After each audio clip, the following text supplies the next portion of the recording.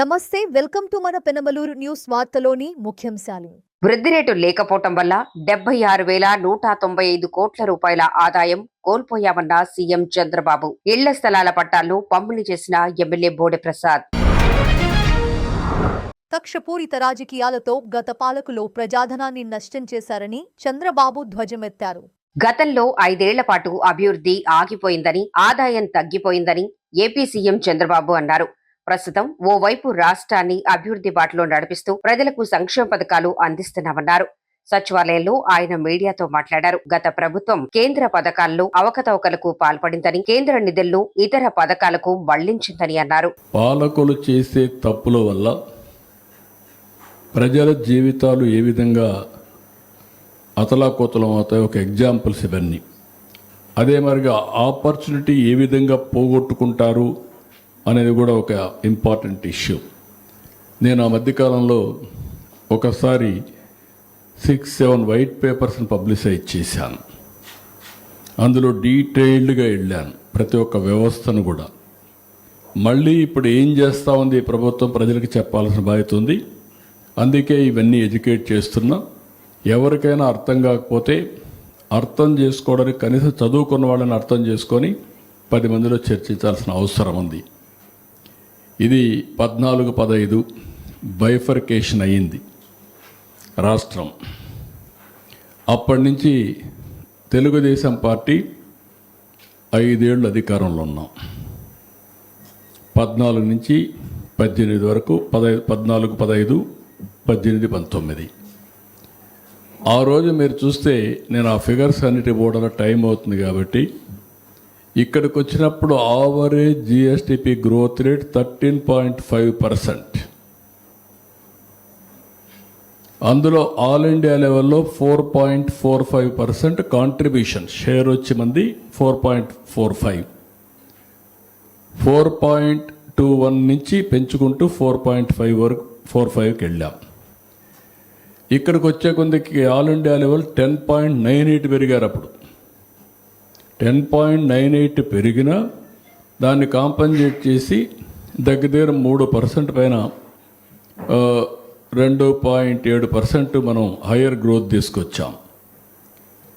ఇక్కడికి వచ్చే కొందికి average again 19, 20, 23, 24. అక్కడ 11.14 ఉండేది. ఏ రీజన్తో పడిపోయిందో 5.94 పడిపోయింది. మొత్తం ఓవరాల్గా చూసే కొందికి 10.32కి తగ్గిపోయారు. అదే సమయంలో ఇక్కడ 10% ఆల్ ఇండియా గ్రోత్ రేట్. దీనికి దానికి ఓన్లీ 0.32నే డిఫరెన్స్. ఇక్కడికి మళ్ళీ 24-25 ఇప్పుడు వచ్చిన తర్వాత లాస్ట్ ఇయర్ 9-10 నెలలు మేము అధిక 9 నెలలే ఉన్నాం. 12.202కి పెంచాం. మళ్ళీ ప్రజలు తినే పంటలు మనం పండించకపోతే ఆ పంటలు ఎవరు కొనలేరు. గవర్నమెంట్ మాత్రం కొని ఏం చేస్తుంది? ఇప్పుడు ప్యాడీ ఉంది. ఈ సంవత్సరం కూడా 55 లక్షల మెట్రిక్ టన్నులు కొంటున్నాం. అది కూడా ప్రిఫర్డ్ వెరైటీ, ప్రజలు తినే వెరైటీ వీళ్ళు తయారు చేయకపోతే ఒక సంవత్సరం కొంటాం కానీ మళ్ళీ కొనే పరిస్థితిలో ఉంటారు. ఇలాంటివి ఇప్పుడు నేను నీళ్లు తెచ్చాము, అన్ని విధాలుగా డెవలప్ చేస్తున్నాం. అందుకే నేను ఏం చేశానంటే వే ఫార్వర్డ్ వచ్చి ప్రజల కన్జంప్షన్కి అనుగుణంగా మనం కూడా పంటల మార్పిడి చేసుకోవాలి.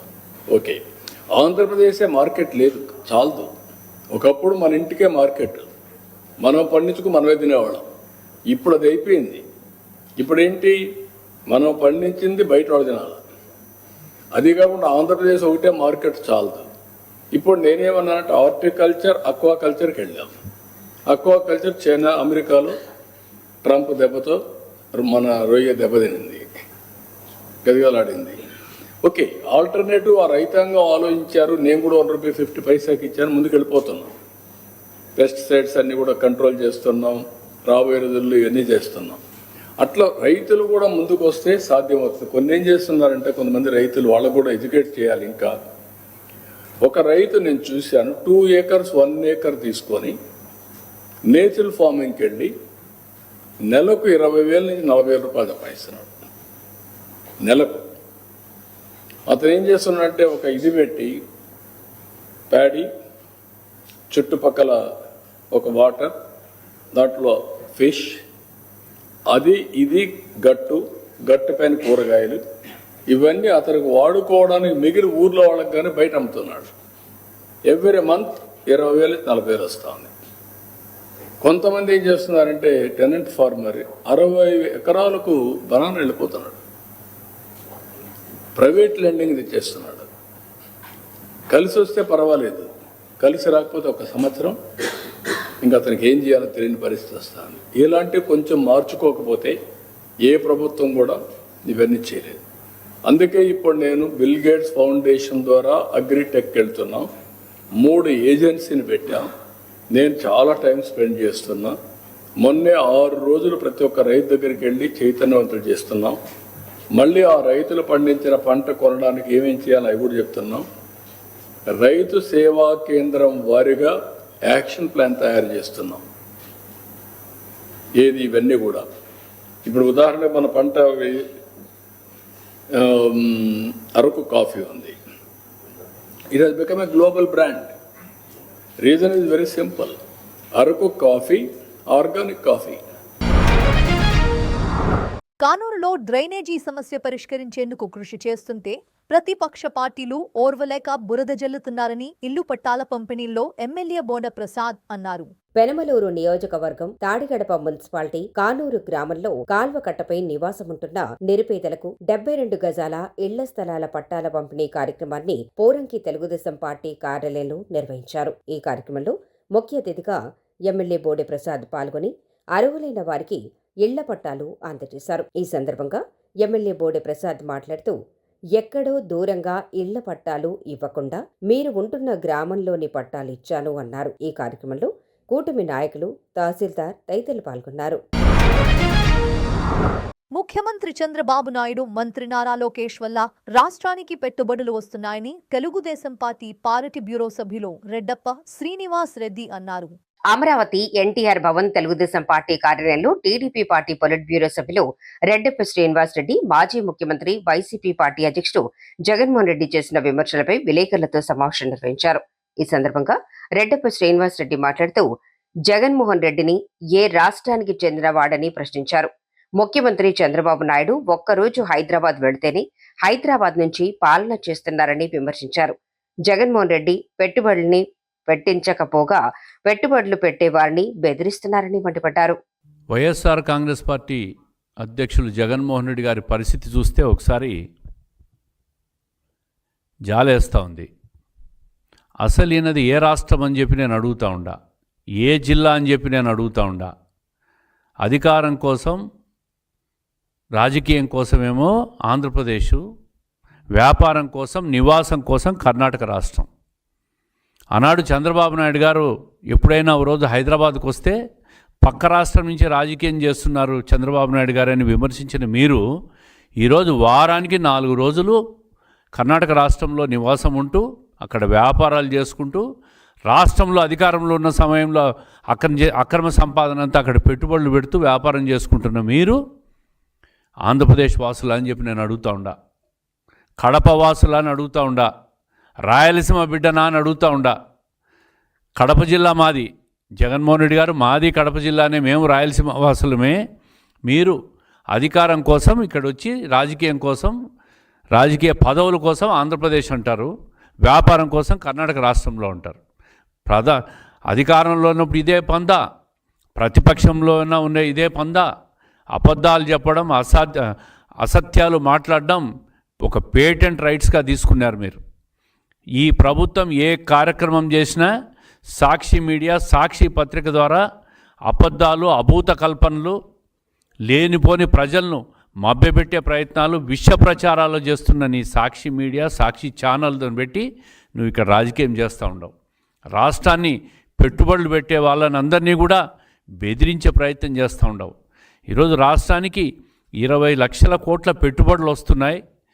దేశ విదేశాల నుంచి పెట్టుబడిదారులందరూ కూడా చంద్రబాబు నాయుడు గారి ఫేస్ వాల్యూ, లోకేష్ గారి కృషి వల్ల ఈ రాష్ట్రానికి అంత పెద్ద ఎత్తున పెట్టుబడులు వస్తూ ఉంటే దాని మీద కూడా విషం జల్లే ప్రయత్నం చేస్తూ ఉండవు. ఈ 1.5 సంవత్సర కాలంలో కూటమి ప్రభుత్వం అధికారంలోకి వచ్చిన తర్వాత రాష్ట్రంలో ప్రజలు ప్రతి ఒక్కరూ సంతోషంగా ఉండారు. ఈరోజు హత్యా రాజకీయాలు లేవు, గొడ్డలి వేట్లు లేవు, కత్తిపోట్లు లేవు. నీ బంధువులు కూడా ఈరోజు సంతోషంగా ఉండారు. ఇటువంటి గొడ్డలిపోట్లు కత్తిపోట్లు లేవని చెప్పి స్వయాన నీ కుటుంబ సభ్యులు కూడా ధైర్యంగా హ్యాపీగా రాష్ట్రంలో తిరుగుతున్న పరిస్థితిని మేము కల్పించినామంటే ఈ రాష్ట్రంలో ఎంత సుపరిపాలన ఉందో ఒకసారి మీరు అర్థం చేసుకోవాలా. రాయలసీమ ప్రాంతం అని చెప్తావు, రాయలసీమ బిడ్డని అంటావు, కడప జిల్లా వాసిని అంటావు. ఏమి చేసావు 5 సంవత్సరాలు సంపూర్ణంగా అధికారంలో 5 సంవత్సరాలు ఉండి నువ్వు ఏం చేసావని అడుగుతూ ఉండా. ఒక్క నీటిపారుదల ప్రాజెక్ట్ అయినా పూర్తి చేసావా? ఒక్క మౌలిక వసతుల కల్పన ఒక్క ఊరికన్నా పూర్తి చేసావా? రైతుల్ని ఏనాడైనా పట్టించుకున్నావా? సంక్షేమ కార్యక్రమాలు ఏమైనా ఒక్కటన్నా సరైన లబ్ధిదారికి అందినాయా? 5 సంవత్సరాలు రాయలసీమలో ఒక్క డ్రిప్పు పరికరం, ఒక్క తుంట పరికరం అన్నా నువ్వు ఇచ్చావా అని చెప్పి నేను అడుగుతూ ఉండా. ఈరోజు ఈ ప్రభుత్వం వచ్చిన తర్వాత రాయలసీమకు ఈ ప్రభుత్వం ఎంత ప్రాధాన్యత ఇస్తో ఒక్కసారి ఓరోకల్లు కానీ కొప్పర్తి కానీ ఎంఎస్ఎంఈ యూనిట్లను ముందుకు దూసుకుపోతున్న పరిస్థితిని మీరు చూస్తే అర్థమవుతోంది. వేల కోట్ల పెట్టుబడులతో కేంద్ర ప్రభుత్వ సహకారంతో ఈరోజు ఎంఎస్ఎంఈ యూనిట్లంతా కూడా శరవేగంగా పారిశ్రామికంగా పురోగతి చెందుతుంది.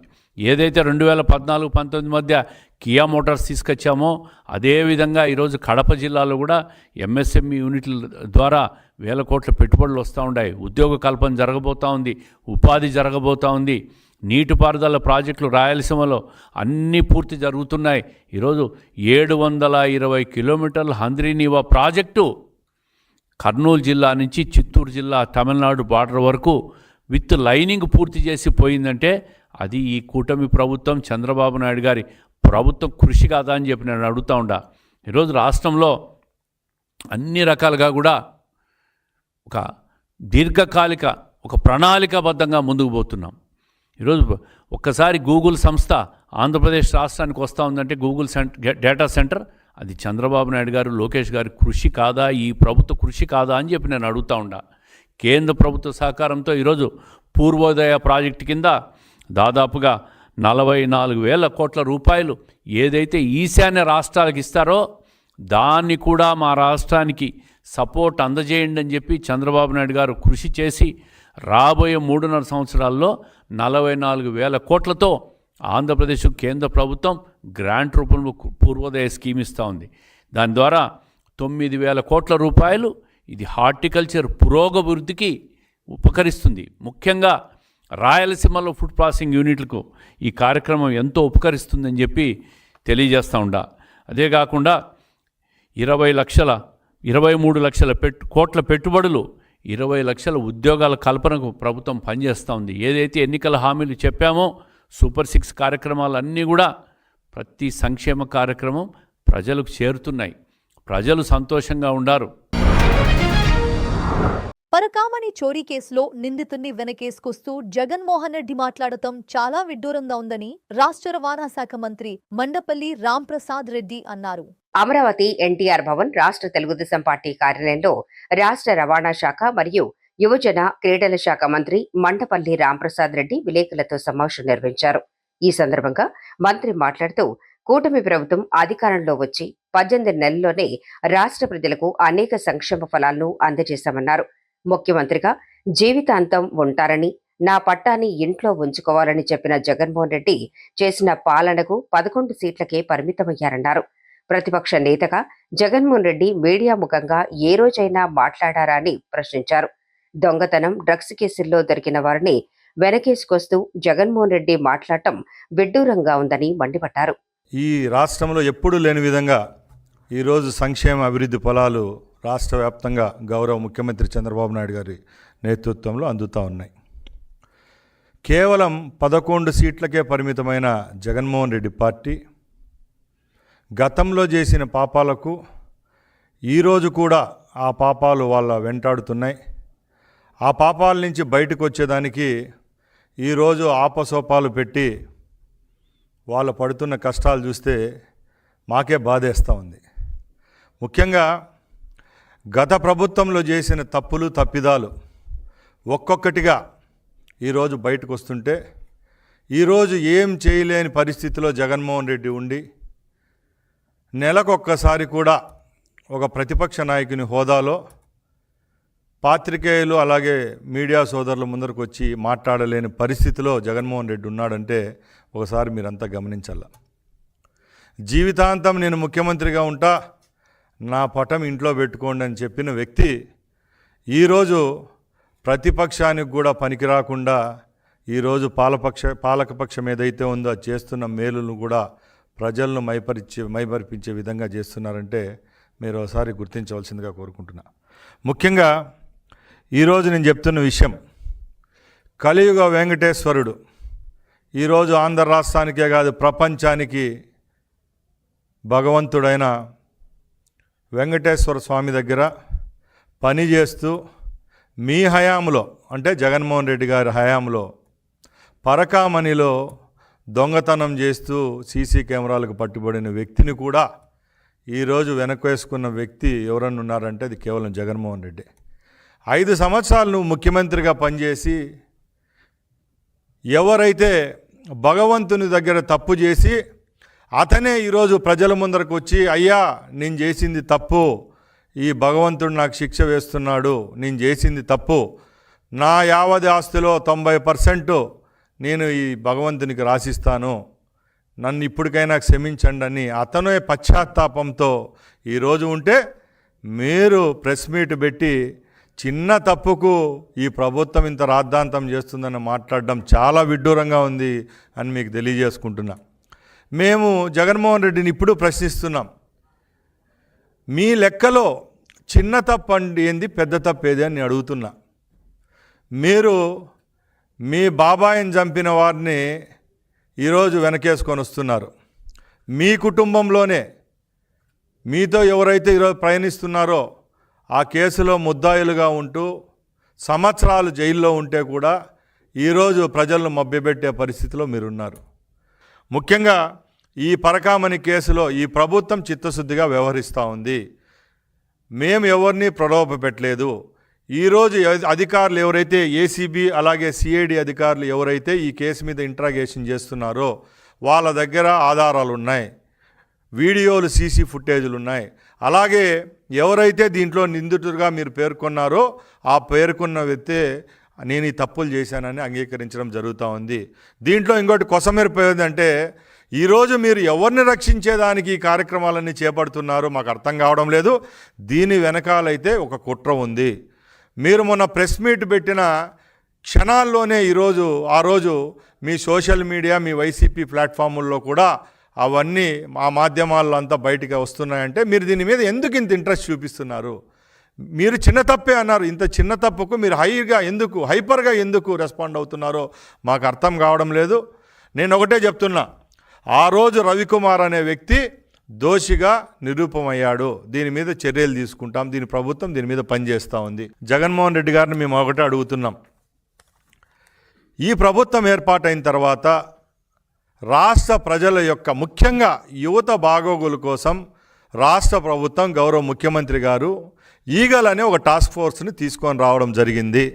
మీ ప్రభుత్వంలో విచ్చలవిడిగా యథేచ్ఛగా రాష్ట్రంలో ఉన్న 10 సంవత్సరాల యువకుడు నుంచి వృద్ధుల వరకు గంజాయి, గన్మెటల్ అలాగే ఏవైతే మార్గద్రవ్యాలు ఉన్నాయో ఈ రాష్ట్ర వ్యాప్తంగా చలామణి అవుతూ పిల్లలు కూడా దీనికి బానిసలై వాళ్ళ తల్లిదండ్రులు ఆత్మహత్య చేసుకునే పరిస్థితి వస్తే ఏదైతే టాస్క్ ఫోర్స్ మేము ఈగల్ ద్వారా ఏర్పాటు చేసినామో రాష్ట్ర వ్యాప్తంగా ఉక్కుపాదం మోపే పరిస్థితిలో మా ప్రభుత్వం ఉంది.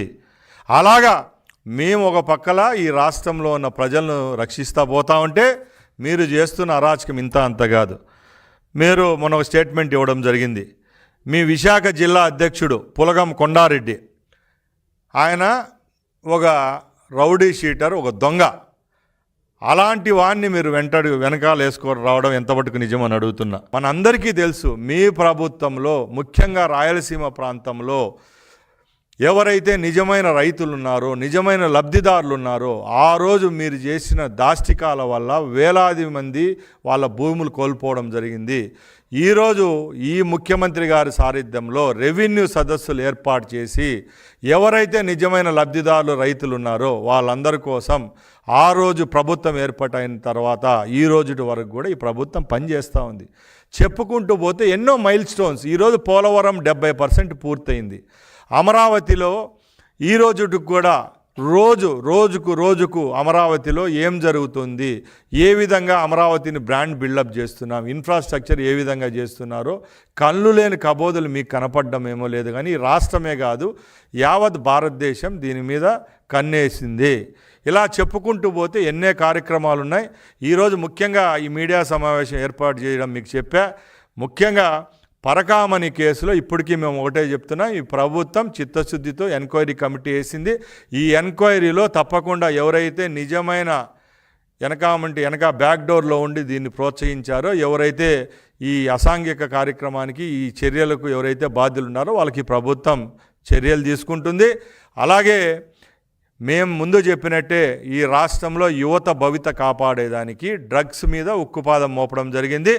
దీనిపైన ఎక్కడ రాజీ లేని పోరాటం ఈ ప్రభుత్వం చేస్తుంది, పోలీస్ శాఖ పనిచేస్తుందని మరొక్కసారి తెలియజేసుకుంటూ సెలవు తీసుకుంటున్నా. వార్తలు ముగించే ముందు ముఖ్యాంశాలు మరోసారి. వృద్ధి రేటు లేకపోవటం వల్ల 76,195 కోట్ల రూపాయల ఆదాయం కోల్పోయామన్న సీఎం చంద్రబాబు. ఇళ్ల స్థలాల పట్టాలను పంపిణీ చేసిన ఎమ్మెల్యే బోడె ప్రసాద్. వార్తలు ఇంతటితో సమాప్తం. తిరిగి మరల తర్వాత ముఖ్యాంశాల్లో కలుద్దాం. అంతవరకు చూస్తూనే ఉండండి మన పెనుమలూరు న్యూస్.